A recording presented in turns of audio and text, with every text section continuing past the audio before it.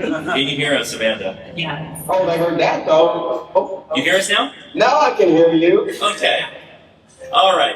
Yes.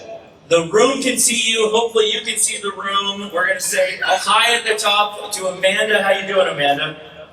I'm fantastic. How's everybody else doing?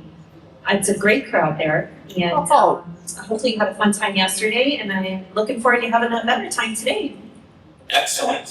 Well, thank you for joining us. This is going to be kind of special. I think, Amanda, do you have a couple of Hammett, Cannon, or Will Ammets for us? I do. This is kind of the Dayton special. I don't know if everyone is familiar or not, but I'd love to pick up photos from social media and share them with our host. And we decided to Hammett or Cannon. I think we're gonna have a lot of Cannon or Hammets today. Very good, very good. And Dawn, how you doing? I'm great. I'm sitting out on the porch this morning, a little vitamin D from the sun up there, and just having a great time. Happy to be here. I wish I was there in person though. Not that you can tell, but I'm wearing a 2019 Hamvention shirt, so I'm there in spirit and attire. All right. You can still hear us, guys, right? Okay. Those are our folks online. So we're going to take your questions and all of that, and this Hammett or Cannon is going to be you guys' participation. We do have a number of hand friends with us. Tamara, I think you have to go quickly to another thing and then come back, right? Yeah, hand side. So- Hand side's having a group picture, so I'll Yeah. touch So- up for- So why don't you? Well, I think you're the only one that has a tight schedule. Or do you have to bail out too? Okay. Tamara, why don't you come up first and we'll have a chat with you. And then we can let you you're free to move around. So Free and leave up that. that's right. Yeah. So they can hear. Yeah. Okay. So how are you, Tamara? I'm good. Thanks for joining us. We did have a question before starting. Who was it? Was it Skeeter? Oh, sorry, Paul, right? Did you have the question for Tamara? Well, hold on. Let me get the mic and see if we can do this. You okay? Oh, hi. Oh, yeah. Yeah, I'm sorry. So you're the one with all the connections to the sun and everything. You're on first, close. Yeah. Can you talk to it So. and get it to stop doing what it's doing because the bands are empty right now? No, sadly, right now we're gonna get a lot more of that. Oh, you got to get on that one for the room. Yeah, sorry, sadly, right now you're gonna get a lot more of that. So there's nothing you can do about it. Personally, well, actually, I've had a conversation with the sun, but the problem is, the sun is on two lines right now. It's got cycle 25 and 26 on the mind, Awesome. and so they're fighting amongst each other, so you won't listen to me. All right, well, if you can't do it, then we're kind of sunk. Well, I don't know for some, we just gotta wait a few years. All right. Thank you. Well, go. So I don't want to put you on the spot for live sun information, but what can we expect, I guess, coming up here? And I know you just said it's pretty chaotic, but what is the recommendation for all us hams? My recommendation for those who did not see my antenna form yesterday, I know it wasn't in the book, so I got a lot of people coming up and asking me, have you given a talk yet? And I was like, yeah, yesterday, but I wasn't listed, the whole antenna form wasn't listed for some reason, so sadly. But for part of the talk, I actually gave kind of an update on where we are in the current cycle. And basically the bottom line is, get your QSOs in before the end of 2027. Because likely the solar flux is going to fall below 100 starting around then. The sun is about 6 to 9 months ahead of schedule. And I actually like this part of the solar cycle because it means I can actually be correct once in a while. The sun is going through the declining phase now. If you notice that drop in F10.7 recently, right? It went from 160 or 170 down to the teens, 110 something, right? That's the indicator, okay, we're officially in the declining phase. So big coronal holes, so the big dark holes on the sun that take up 3/4 of the sun, right? Those are gonna start getting bigger and they'll continue to get bigger over that year, and then they'll start fading. But those holes, they co-rotate with the sun, so they go around with the sun's rotation. So every 27 days we get a storm because those coronal holes send fast solar wind. And that fast solar wind is just like if you have a a boat in a river, and you're plowing through that slow water. That's what fast solar wind does ahead of the slow solar wind. So you get this bow wave. Okay, and that bow wave, when it hits Earth, acts just like a big solar storm. So you get basically solar storms every 27 days. And if there's two coronal holes, one on either side of the sun, you get a storm every 2 weeks. Okay, so this is gonna be the stormy season. Now, that being said, right, I know, yeah, solar flux drops, storms go up. This is not a good boding well for radio propagation. You should get an increase in sporadic heat because now we're being bathed in solar storms and particles all the time, and that has a tendency to make sporadic heat increase a little bit. So that should help a little if you're doing, if you like the E layer, right? It has to be, if you have to be E to Yeah, I just made a contact in sporadic. Did you? 200 miles before hopping on a plane to come here, yeah. Awesome. Okay, so there you go. Proof positive. Hey, I'm right. Oh, God. Anyway. But expect, the nice thing is expect that space weather for the most part, except for those eruptive events, right? The big coronal mass ejections that occur. We still can't really predict those, but the coronal hole, the fast solar wind, we can predict those. And there actually is a way, if you've been to Contest University, I also gave a little bit of a tutorial on how to predict which of those fast solar wind waves will actually help radio propagation. Because northward pointing field from the solar wind actually helps radio propagation. It kind of stabilizes that ionosphere. Southward field is what you don't like. So VZ positive you don't like, or excuse me, you do like, VZ south, VZ negative you don't like. And there are certain ways of telling that with the coronal holes. You can tell what kind of wind you're going to get, especially near the spring and the fall equinox. So if you see, you can actually remember this acronym. It's called SNAP, S-N-A-P.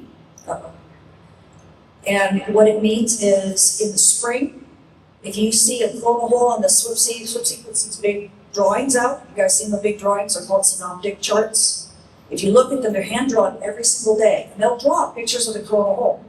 And in the coronal hole, they'll have a plus or a minus. And all you have to remember is SNAP. Spring, negative. Autumn, positive. That's when you storm. So those are the coronal holes you don't like. Okay? So if you're in the spring and you see a negative coronal hole, something that has a negative sign in a coronal hole, that's when it's going to give you a storm. If you're in the autumn, right, you're in fall, and you see a positive in those coronal holes, that's going to give you a storm. Okay? So look for the ones that are the opposite of that, and you don't have to go, oh, no, not more fast wind. Okay? Because you'll actually find that it might actually help you. But that's what we get for the next couple of years, and then expect a couple last gasps. We'll have like big solar flares, like probably the biggest of the cycle, right before we go into solar minimum.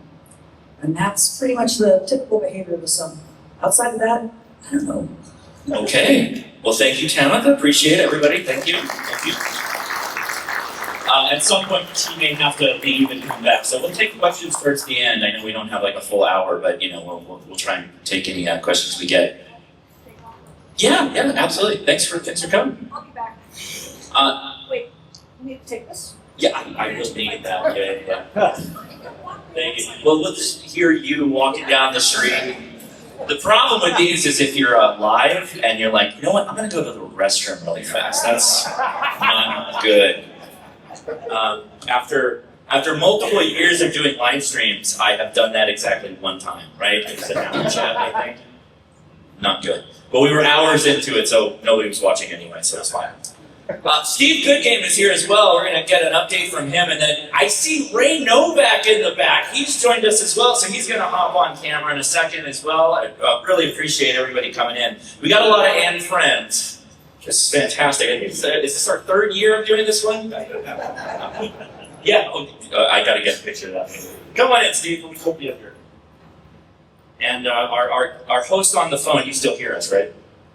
Okay, good. Whew. Yes, just fine. Oh my goodness, hold on.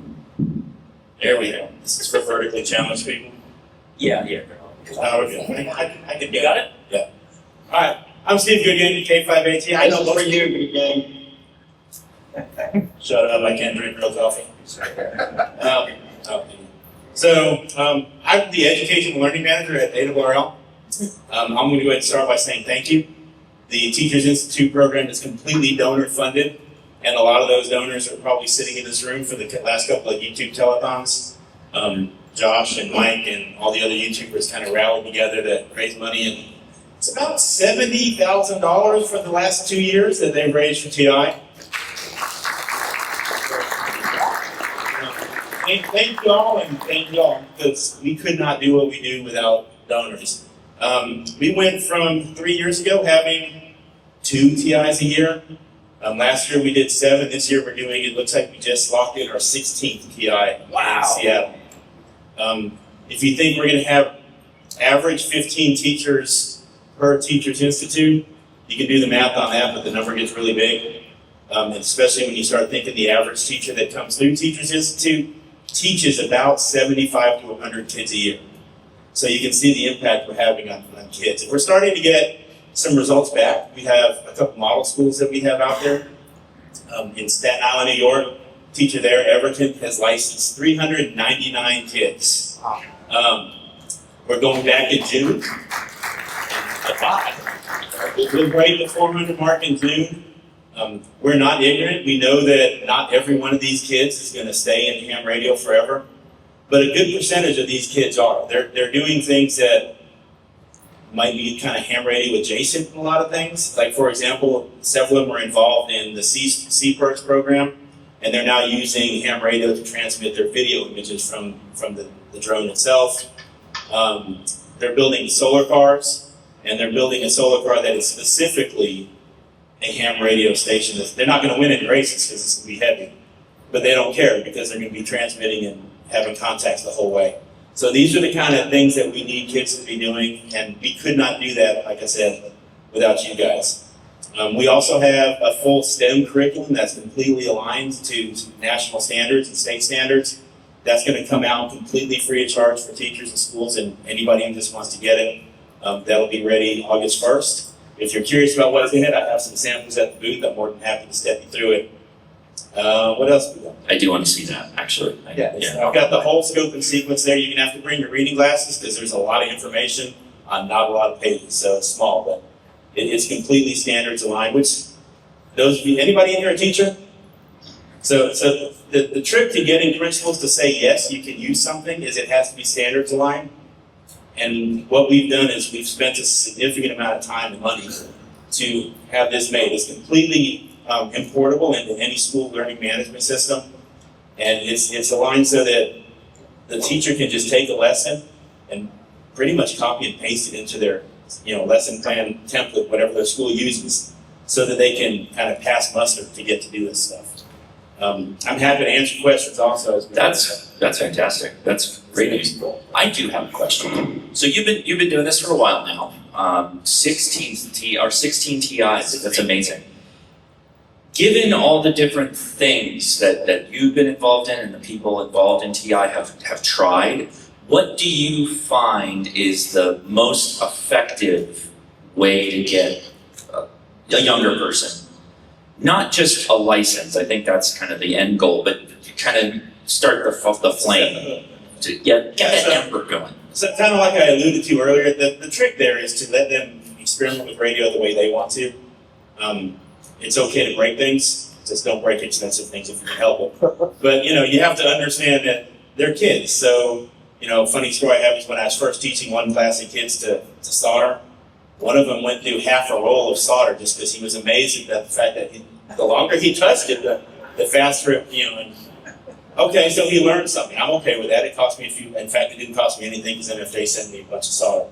But that's the kind of thing, is let them experiment with the way they want to. I've got kids playing with mesh casting devices because they were interested if they could, set up a mesh network in New York City.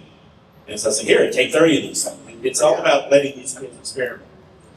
Yeah, we'll be talking about mesh casting hopefully if we've got some time later. But questions for Steve. We'll take one or two now because you do have to head out of here, right? Yeah, I've got a few minutes. Okay, so hold on, I'm gonna run over. And hello. And remember, Steve is at the ARL, so you can go ask your questions over there. But who has a question? Right here. What age level are you focused on? Is it For kids, we're looking at we're trying to pull teachers in that are sixth grade and up. We do take the occasional elementary school teacher if it looks like maybe they have a program that can fit. But sixth grade through 12th grade, we actually have some collegiate people coming as well, because it's important to include those people. A lot of times, those kids are, like my daughter, for example, she's at Ole Miss, and she's probably one of the only hams that we know about on campus. So, it's important to give them a platform too. So if we get teachers that come in, like physics teachers, engineering teachers, they can try to start some of these programs there. Good question. But yeah, do go talk to Steve at the ARRL booth and everything available. While I was standing up here, I jump scared myself with Flat Dawn. I was looking at you and I saw the corner of my eye. That was kind of scary. But Steve, thanks for coming out. Yeah, again, come to the ARRL booth. Go. Yeah, I have one last thing to say. We're having a youth rally this afternoon between 1 and 4. I'll apologize now if you get hit with a directional antenna while kids are running around doing a fox hunt.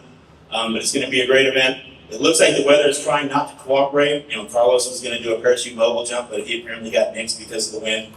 And that also. Oh, they did cancel that? Looks like, yeah. Oh no. Okay. And it might kind of nix our balloon launch too. I think we're going to let it go anyway and just see what happens. Power companies love that. It's like, what had happened was hit the tree. But yeah, so if you see kids running around, especially if you see them confused, don't be afraid to help them. That we had several hams last year that were, they were out doing fox hunting, and people stopped and gave them tips on how to do it better. So, please engage with them. Kids a lot of times feel like a second-class citizen at things like this. Same thing with contesting. We tell them they're welcome until they're not. So, if you see one and you're like, hey, why don't you try this?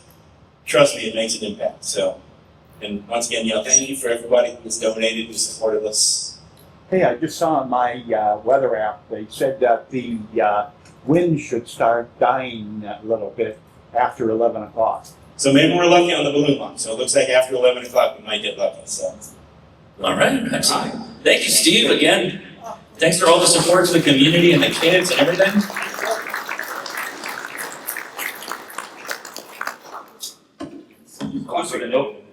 It's fake. It's a simulacrum of coffee, but he still needs it. Oh, my mic, yeah. Bring that back. It's amazing that I haven't just ran out of these things. I'm constantly going to find more. But we've got somebody else who's extremely busy as well over at the ICOM booth. Ray Novak is here, everybody. Come on down.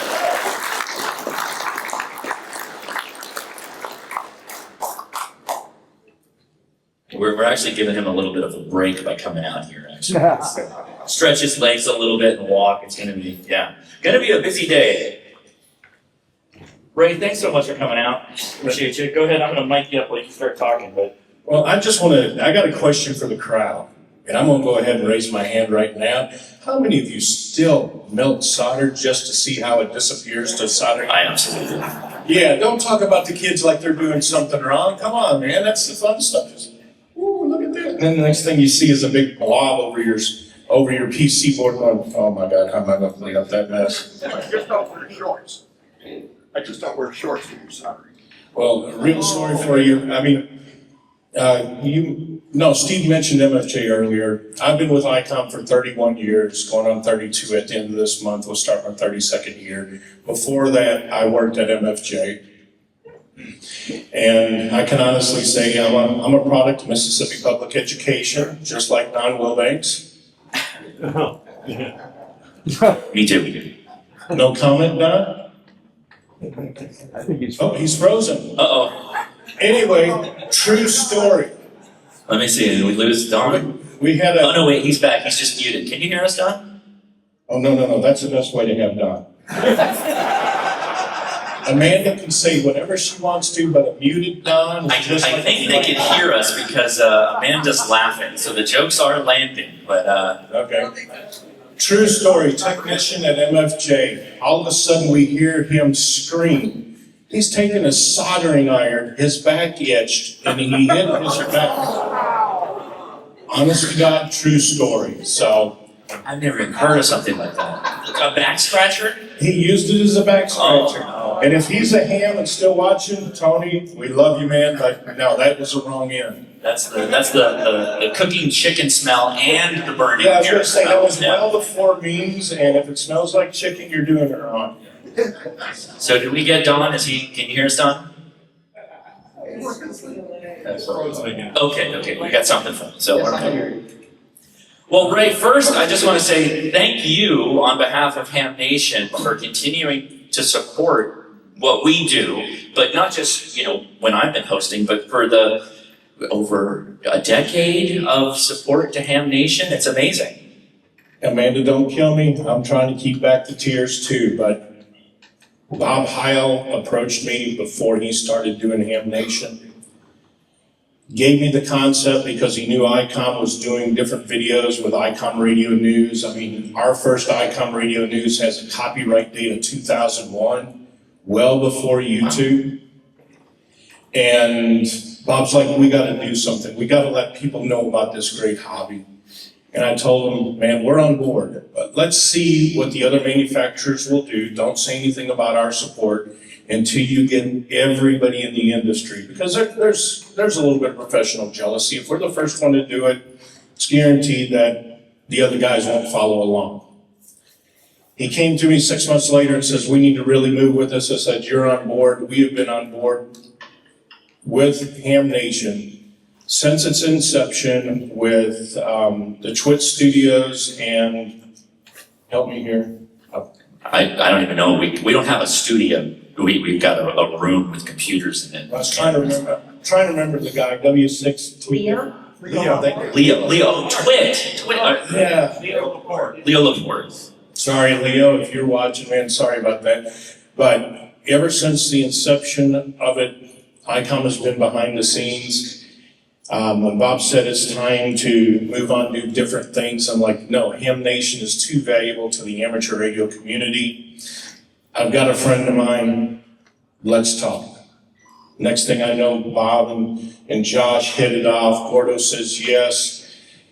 George says, you guys are running me ragged here. I need to focus on Amateur Logic, but I'll continue doing your advertisements for you. So it's all come together and look forward. It was 10 years at Twit. Yes, right. That's my understanding. And you've been doing it for how long? When are we? Year 3? Year 3, wow. On to year 3? Oh, yeah, I think so. So keep supporting it. Let's stay in here for the 25th anniversary, all right? Thank you, Ray. Thank you, ICOM. I appreciate you. So, everybody, thank you.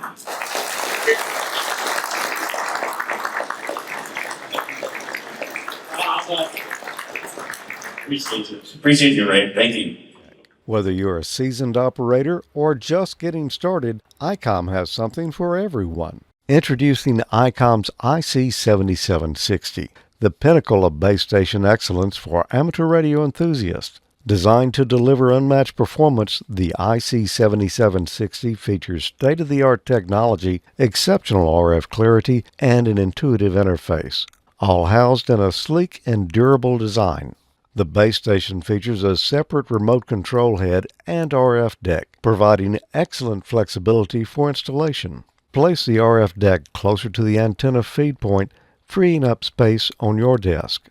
You can also connect the control head to the RF deck through your home network, enabling remote operation from anywhere in your home without need for a PC. Pair the IC7760 with the powerful ICPW2 linear amplifier and take your contesting experience to the next level. The ICPW2 seamlessly integrates with the IC7760, delivering a massive power boost and enabling enhanced long-distance communications with DPD, digital pre-distortion, and a built-in 2x6 automatic antenna selector for SO2R single operator 2 radios.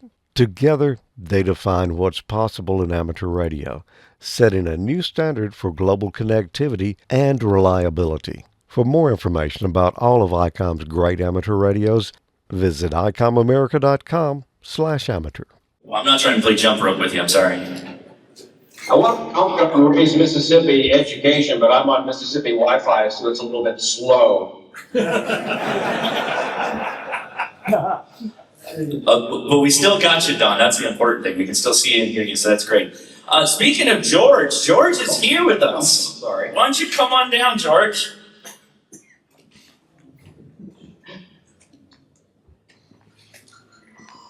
And everybody's gonna hear that. Yeah, you've been hearing. If you're walking around, those are the mesh-tastics. And all right, we got George. Good morning, everybody. Good to be here. And yeah, I'm still around, still morning. Videos. Hello, Don. Hello, Evan. Good to see you two as well. I'm still doing videos with Amateur Logic. We started that in 2005. So in October, we'll have done 20 years worth of videos. We got started about the same time as YouTube. We didn't think YouTube, we didn't know if it was going to be anything or not at that point. So when we uploaded videos to it, bandwidth was kind of scarce. We just uploaded the lowest bitrate copy we had, because Windows Video. It's when you had to fax your videos into the internet. Yeah. Oh yeah, yeah. We ran BitTorrents when we started. That's BitTorrent. Yeah. So we're still doing it. Got a good crew. Myself, Tommy Martin, and 5ZNO. Emil Diodene, getting 5QKR, known as a cheap old man. From New Orleans, but he has moved to Mississippi now. So we're getting more and more Mississippi folks in the video biz. I mean, that's 3 of us you have right here in a row. Yeah. We've also got a Mike VE3MIC from Barrie, Ontario. So far the tariffs have not hit him, so he's still with us. And we just do a variety of things, whatever we want, no particular plans. We usually don't know what's going to be on the show till, I don't know, maybe a week or so before it happens. Recently, I converted an old PC power supply to use for just multi-purpose things. I won't say ham because, they're limited to 12 volts and you really want 13.8. But that's one of the projects I did. Tommy's been playing with Mesh-tastic. Email's just been doing cheap stuff. And by the way, we found out he's not really cheap because he just bought any property and has got all these accoutrements to go with it. And He's just good at saving. Yes. Yes. He's been buying real, actual radios. Oh, okay, yes. Well, we've had a good time. Over the years, we had a friend in Australia was with us for a number of years, Peter VK3PP. So we have a little down under flavor. We stayed in touch with him. He's still around. My friend Jim, you may remember Jim with the torch. If you watched Ham Nation early on, we ran that a time or two. Jim dropped out of ham radio for a good while. He just came back. We've been having a lot of fun. He's building antennas again, starting to get active. He kind of gets sick with him, kind of comes around. Of course, Randy and I, we've been knowing for a long time. Yeah, we've been doing it for a long time. Is this on? Yeah. Yeah, we got started about around the same time. Yeah. You do one week, I did something else. That keeps you really busy trying to keep stuff in the. So you found out. Yeah. When I first started doing Ham Nation in the early days with Bob and Gordo, I was working from home. I'm a broadcast engineer. I've worked in radio and television all my life, but I had taken out like a 20-year stint where I wrote software for radio stations, so I worked from my office at home. And I had plenty of time to create videos every week or so. So that's when we had all the early smoke consoliders and covered a lot of different topics. But then I had quit radio. I'd gotten burned out. We started out, I just had 2 stations, 1 AM, 1 FM. Like, that's all you could have in the city, and then consolidation. And Don knows all about consolidation and what happens when you put 6 stations under a roof. And, the company I work for it eventually turned into iHeart, but they bought all these other stations that were on their last legs. So I had a bunch of junky transmitters to try and keep it up. I got burned out with that. So I wasn't doing radio when I got into Ham Nation, so I had plenty of time. Then another group in the Jackson area convinced me to come back in. So I started doing broadcast engineering again, which takes a little time when you're on call all the time. So it cut back a little bit on the amount of time I had, and then COVID hit, and the company laid off a few people. They don't lay off the engineer. Yeah, no, they need those, yeah. And then the main guy who was doing IT for the company, or right in Jackson anyway, he passed away. So those duties came to me, and it just got to where I couldn't do all these different things and come up with a weekly episode. So when Ham Nation quit parted ways, that looked like a good jumping off point for me. So because I have my own 2 shows that I've been doing all along, Amateur Logic, first, I guess, regularly produced ham radio videos, and Ham College, we started a number of years ago. So, yeah, I go as Professor Thomas, and my cohort is Dean Martin. I'm not a real professor, I just play one on internet and television, but we've been all the way through technician, general, and extra now, and we've circled back around. We're on technician again. So if you've got any friends, kids, old guys that still aren't licensed, well, send them over to Ham College. We have a lot of lessons on there. Try to make it simple, a little entertaining to get folks interested in it, what you say. Yeah. So, Josh. Well, I was going to say thank you, George. Literally, George, the voice of ICOM when it comes to Ham Nation, right? Because you're still doing the ad for us, and we really appreciate it. Yeah, still doing those, and ICOM has been very good. Fantastic. Yeah. To Ham Nation, to Youth on the Air. If you look around at all the different events with ham radio that are going on, if they've got a radio sponsor, it's a good chance it's going to be ICOM because they give back a lot. Indeed. Well, why don't you have a seat, George? And if we have time at the end, hopefully for questions, we'll go ahead and take those. I'll grab the mic from you. I realize I left that on. See, I'm going to lose these things. Just clip it in. You got it. All right. Well, thank you again. And Randy's here, and Randy apparently is working the PA with the Mesh-tastic. So let me get that wireless mic from you. Let me check that right now. But Randy, come on up. You've been touring the country and playing radio and been on a lot of episodes of Ham Nation, but what have you been up to recently? Oh boy, get me clipped on. Yeah, everybody's getting clipped. I just started here with a couple of questions for the gang here. How many went to the Experience Emissions concert last night? Weren't they fantastic? That was fantastic. If they do it again, they keep saying it's their last year. If you didn't go this year, if they do it next year, you really got to get over to the hotel, go listen to them. Tim and DXE have a great big pizza party after, so all sorts of going on. How many people are getting more than 4 hours of sleep here? You're not having enough fun at Hamvention. You can sleep on the airplane going home. So for the past year or so, I've been really focused on the DX Marathon. If you're not familiar with that is, it's a year-long contest to see how many DX entities and CQ zones you can work. And they have different classifications, so the unlimited is the people with everything and the big tower and all that. Then the limited is people with like a 50-foot tower and a tri-bander beam running 100 watts. That's what I participate in. The next one down, I forget what they call it, is people with 100 watts and a wire antenna. So you compete against people with stations equivalent to what you have.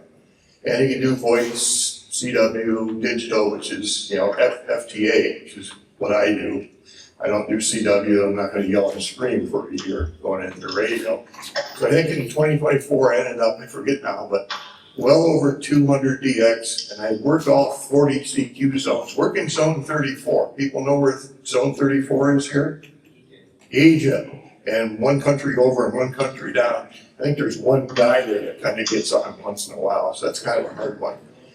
So then I, upload the log and all this stuff, and a few months later I get an email back, I had 6 stations removed. So one was on a boat, so that didn't count, and stuff like that. So I'm deep into it, I was kind of hesitating to start, because it's a year-long thing that you get into. So by January 5th, I think I worked 100 DX in 30-some zones. So you can really start racking up stuff, and then you connect JT Alert, so it knows what countries and what zones. I chase Canadian provinces. I have it set for quota, so it keeps beeping and talking to me. If I'm not finding a DX guy, I work a quota guy, because they're always looking for contacts. And so I'm, I think, over 200 countries at this point, and I think 39 zones. Still waiting for the guy in Egypt. I have Ham Alert on my phone. It tells me when he's on. My phone tells me when Josh is on Saturday afternoon and things like that. So that's what I've been playing with a lot.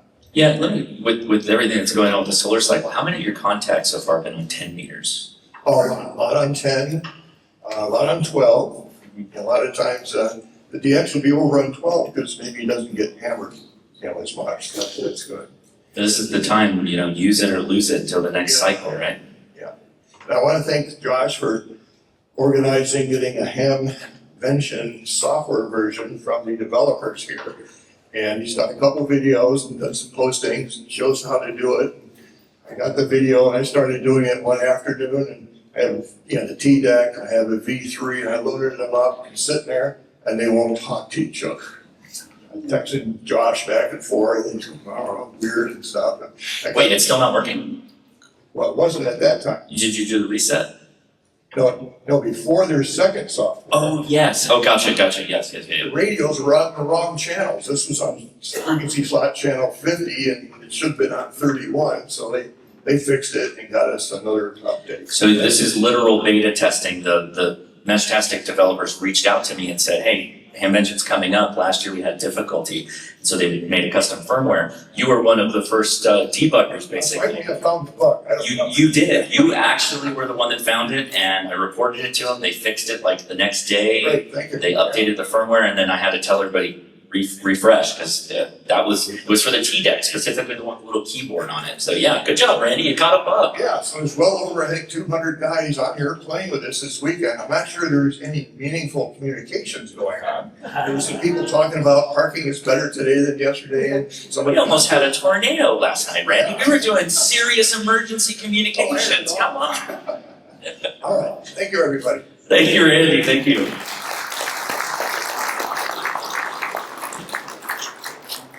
MC, I let him walk away with the mic again. Hold on, here we go. Okay, since it's an hour, right? Is it an hour, or when are we done here? How many? We have 10 minutes left? 15. Well, the guy in the back who runs the thing is telling me 10. So we better get to some Hammett, Cannon, or what Amit. I think we need to do that right now. So let's see if I can switcheroo this real fast. And I will share my screen. Yes, please.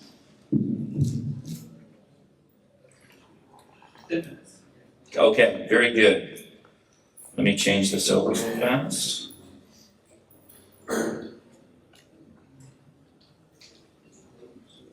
Hopefully this should come up. I already like that one. Don't you? Okay, hold on 1 second, Amanda. Let me duplicate this so we can get it full screen.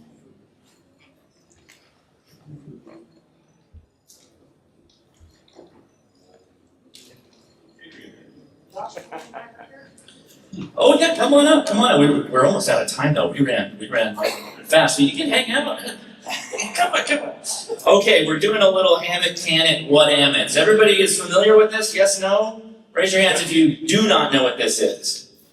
Okay, that's more hands than I expected. So Amanda scours the internet for interesting things, both ham awesome and then sometimes not so awesome. And so we're gonna do a vote by hands. We're gonna do Hammett, or then we're gonna do Canon, and we're gonna take a really scientifically accurate vote on what you guys all call this. So, what's the first one, Amanda? Oh my gosh. So this was found at Convention, and a Poda plate. Now imagine there's only 50 of these available, and this dude got it. This totally Hammett. Yes. Definitely. Hands for Hammett? Looks like and Canon. It's somebody like well, they're gonna know you're an amateur radio operator. They'll follow you home, and then they'll know that you've got expensive radios there. It's like the call sign thing, a call sign on the license plate. That's a Hammett. Probably eye rolling right now. Okay. I think we're gonna try to make something dirty out of POTA. That's how my mind works anyway. Yes. There is nothing significant about this photo except for his camera shot. He shot this through his magnifying glass and it's perfect. I don't know who expert this is, but it's a great job and he's working really hard on it. So this Nice. is also a Hammett. That looks like an IC he's working on there. Yeah, we got a Hammett, hands for Hammett. It's a solder. I don't even think we need that to take hands, but yes. It's a tiny regulator. I like that. Okay. I know nothing about this product, but it looks really cute. Is Have he? you guys seen him there? Probably is. Is Aaron here right now? No, Aaron is in building 1. He is selling these, and I think he is completely sold out day 1, right? He's taking orders still. Oh, he's taking orders. Okay. Yeah, he hand makes these, and then he will do the laser etching live on Instagram. And we talked, and I think he's going to start doing YouTube for some of this stuff. If he's got a couple at his booth, you should, if you're into Morse code, go to his booth and try it out. It's a fantastic feeling Morse code key, and it's got lots of magnets. Go ahead. Sorry. I don't know how big they are. Very small. Smaller than your hand. It's Like- small but solid. This is actually too fat. The little mesh tastic I'm holding. It's a little bit thinner than this, and maybe a little bit longer for the paddles. Very small. All right. I thought they were nice. That look great. Okay. What is the deal with these huge pads? Those are called YouTubers, Amanda. We develop huge growths on our back for all the camera gear. That's Ham Radio Tectonics on the right. That's Frank, Tank Radio, and that's Jason KM3CK on the left. Yeah. I don't know how you walk around like that. With back problems. We're gonna be permanently damaged. For the love of ham radio. I would say Canon, Cracker on retainer. please just get like a little trolley thing and, a little suitcase with wheels.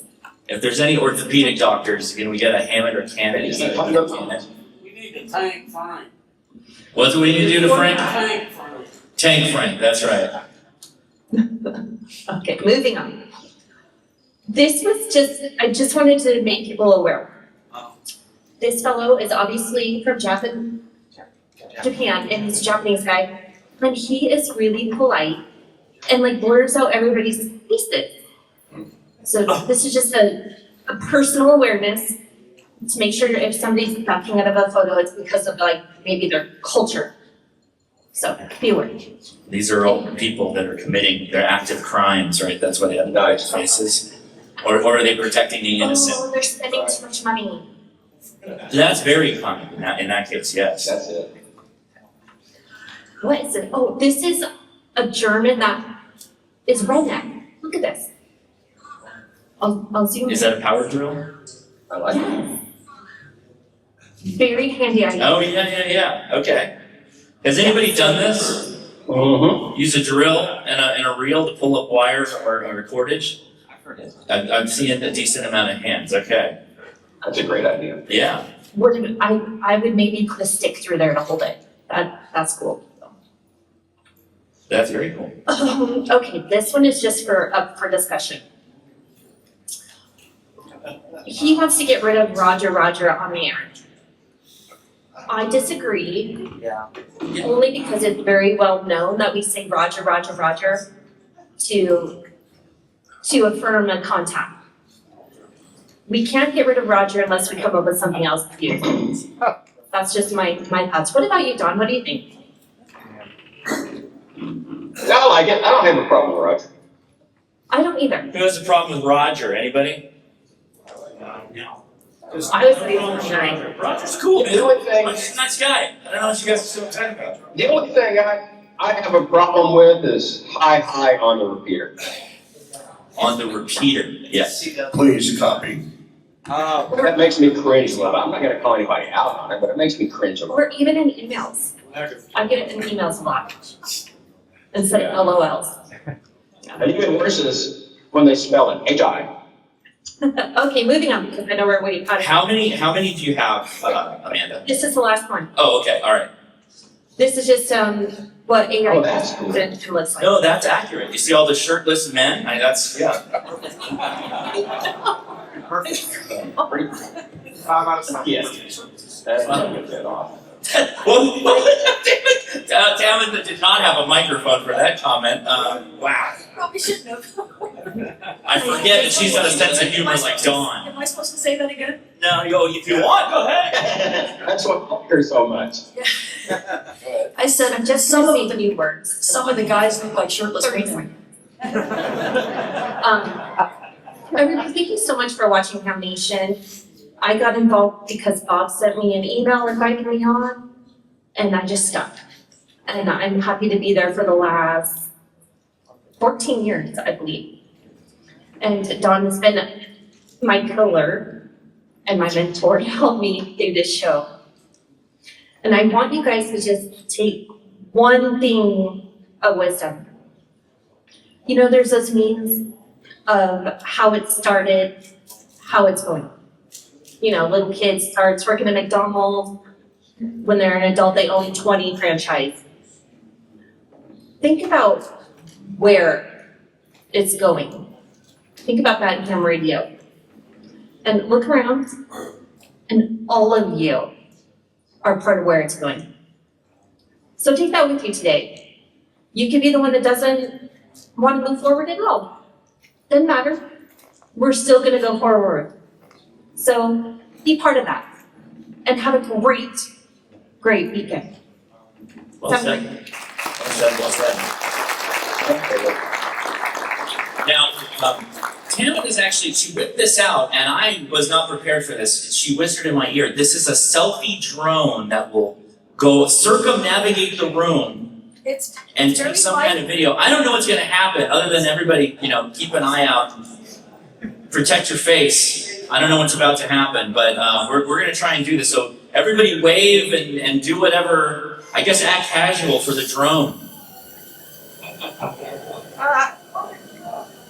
Okay, it's gonna go all the way around. Hey, Josh. Yeah, go ahead, we can hear you, Don. Okay, good.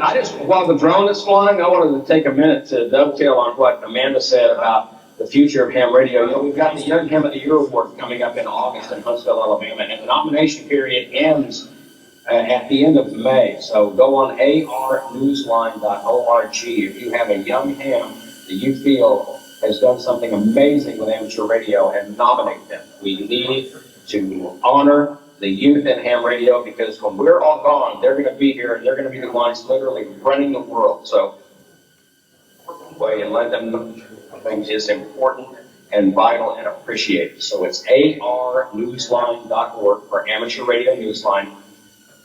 It's under the awards tab right there on the homepage. I also want to say hello to he's one of our editors. He is here in the audience. I see him there in the shop. So hello, Paul. Thanks for stopping in. That was great, Don. Thank you. Reminder, everybody, for Young Ham of the Year. And thanks for giving me the T-shirt. And we will post links to the video as well. I do want that footage, because that worked out perfectly. I've never seen something like that before. That was amazing. Thank you for bringing that. I think we're out of time. Are we out of time? A heads up, we're out of time. No questions. We're taking no questions, or we'll take them outside when we're done here. So thank you, hosts on the air. We appreciate you. We're going to wrap up here, and thank you to everybody here in the studio. Thanks for coming on out. Okay. If you're interested, this is called the Hover. 7:30. This is called the Hover Air, and it bounces off walls. It doesn't hurt anybody. This thing weighs a little bit more than a paper clip. It's the battery that weighs. It doesn't handle very much. It's meant for indoors. So that's why it was okay to use in here. It doesn't handle wind, but these things are wonderful little selfie drones, and they have all sorts of little modes that they can use, so. Well, I'll get this to Josh, and you guys can get the video from him. Okay, thanks so much. Thank you, everybody. 73.